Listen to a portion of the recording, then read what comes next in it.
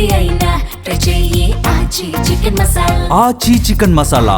అమెరికాతో trade deal పై ప్రధాని మోదీని మరోసారి టార్గెట్ చేశారు రాహుల్ గాంధీ. ట్రేడ్ డీల్ ను రద్దు చేసుకోవాలని తాను సవాల్ విసిరితే మోదీ స్వీకరించలేదని, ఇజ్రాయెల్ కు పారిపోయారని ట్వీట్ చేశారు.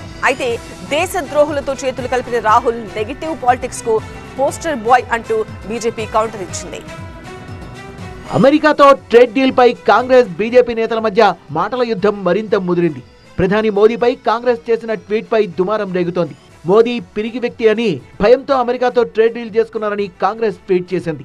మోదీ అమెరికాకు లొంగిపోయారని కాంగ్రెస్ ఆరోపించింది. ట్రేడ్ డీల్ రద్దు చేసుకోవాలని ప్రధాని మోదీకి తాను విసిరిన సవాల్ను స్వీకరించలేదని, ఇజ్రాయెల్ కు పారిపోయారని కూడా ట్వీట్ చేశారు రాహుల్ గాంధీ. ఎప్స్టీన్ ఫైల్స్ కు మోదీ భయపడుతున్నారని ఆరోపించారు రాహుల్.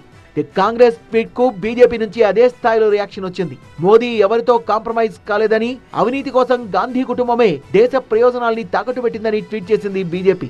ఎమర్జెన్సీ సమయంలో ఇందిరాగాంధీ నియంతృత్వాన్ని దేశం ఎప్పటికీ గుర్తుపెట్టుకుంటుందన్నారు. తరతరాలుగా గాంధీ కుటుంబం దేశాన్ని దోచుకుందని ట్వీట్ చేసింది బీజేపీ. రాహుల్ గాంధీ తీరుపై తీవ్ర విమర్శలు చేశారు కేంద్ర మంత్రి పీయూష్ గోయల్. సోరస్ లాంటి దేశద్రోహులతో రాహుల్ చేతులు కలిపారన్న ఆయన నెగటివ్ పాలిటిక్స్ కు రాహుల్ పోస్టర్ బాయ్ అని విమర్శించారు. एक कॉम्प्रोमाइज राहुल गांधी 247 बार 247 टाइम्स विदेश यात्रा पे जाते हैं. जो येलो बुक प्रोटोकॉल है उसको नजरअंदाज करते हैं, उसको कॉम्प्रोमाइज करते हैं.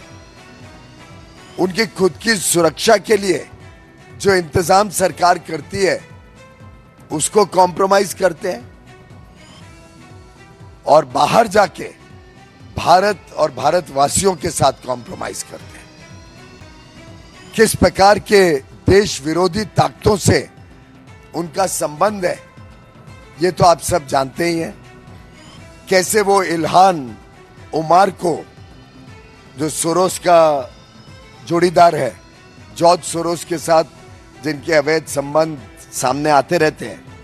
అమెరికాతో ట్రేడ్ డీల్ తో రైతులకు, టెక్స్టైల్స్ రంగానికి చాలా నష్టం జరుగుతుందని కాంగ్రెస్ ఆరోపిస్తే ఈ ఆరోపణలో నిజం లేదని చెప్తున్నారు బీజేపీ నేతలు.